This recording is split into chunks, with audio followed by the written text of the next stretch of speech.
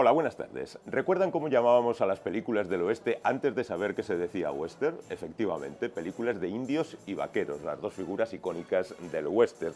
Lo malo de las figuras icónicas es que acaban cayendo en el tópico. Ya se sabe, los indios eran los malos y los vaqueros eran los buenos. Eso ocurría en cientos de western de serie B y alguno de serie A. Pero afortunadamente siempre había algún cineasta que iba un poquito más allá. John Ford, por ejemplo, otra vez John Ford, al rodar La Diligencia, presentaba a los indios como el enemigo, pero los malos, eran los que se enfrentaban al final a Ringo, y eran blancos. Por cierto, que ahí descubrió Monument Valley, y después hizo muchas películas allí para que los indios, que eran propietarios de parte del terreno, pudieran llevarse unos cuantos dólares. Poco más tarde, Raúl Walsh hizo Murieron con las botas puestas, que era una especie de lavado de cara del general Custer, que murió en la batalla de Little Bighorn. Pero en esa ocasión tampoco los indios eran rematadamente malos. El malo era el representante del gobierno que les estafaba. Y así llegaríamos a la trilogía de la caballería de otra vez John Ford, encabezada por Ford Apache.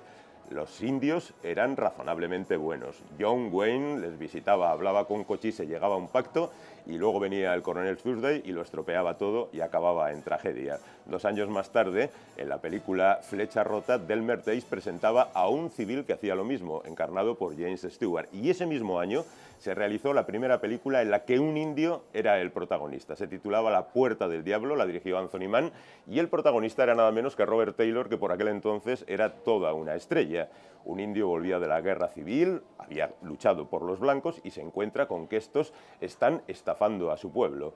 Poco más tarde, en 1954, hay una segunda película con un protagonista indio. Es Apache y es la película que vamos a ver esta tarde. Aquí no solo se reconocía al protagonista, sino que incluso la palabra del título ya lo identificaba, Apache. Las cosas fueron circulando después, los viejos cineastas siguieron haciendo películas del oeste, John Ford no trató bien a los comanches en Centauros del Desierto y Dos cabalgan juntos, pero se redimió con El Gran Combate, donde el título original era Otoño Cheyenne, salvaba a toda una tribu de la ignominia. También Raúl Walsh haría Una trompeta lejana y otros muchos cineastas, tanto que hasta Elvis Presley quiso hacer de mestizo en una película, Estrella de Fuego. Después llegarían casi las parodias, Pequeño gran hombre, donde se ponía de vuelta y media a Custer, y también una curiosa película titulada Soldado Azul, donde se relacionaban las matanzas de indios con las matanzas de vietnamitas. Estábamos en la época de la guerra de Vietnam. Y después aparecieron incluso grupos de rock indios. Redbone era uno de ellos y tenían una canción titulada Todos fuimos heridos en Wounded Knee. Todos fuimos heridos en Rodilla Herida. En Wounded Knee es el lugar del último enfrentamiento de los indios contra los blancos, que perdieron naturalmente los indios.